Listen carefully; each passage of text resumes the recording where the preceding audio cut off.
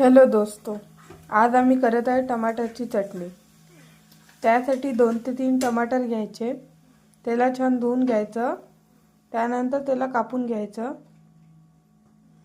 त्यानंतर एक कांदा घ्यायचा, त्याला पण कापून घ्यायचा। त्यानंतर 2 ते 3 मिरची घ्यायची, त्याला धुवून कापून घ्यायचं। त्यानंतर चटणीला तडका देण्यासाठी तेल गरम व्हायला ठेवायचं। तेल गरम झाल्यानंतर त्यात जिरं टाकायचं। त्यानंतर कांदा टाकायचा। त्यानंतर मिरची टाकायची।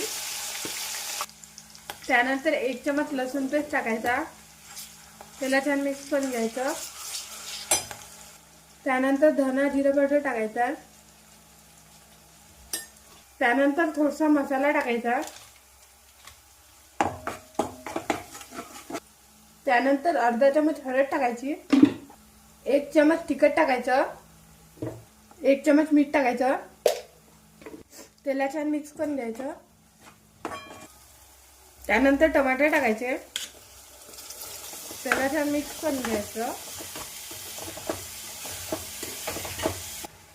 त्यानंतर थोडीशी साखर टाकायची, त्याला छान मिक्स करून घ्यायचं। त्याला 10 ते 15 मिनिट शिजू द्यायचं। त्यानंतर ही आपली स्वादिष्ट चटणी आता खाण्यासाठी तयार आहे।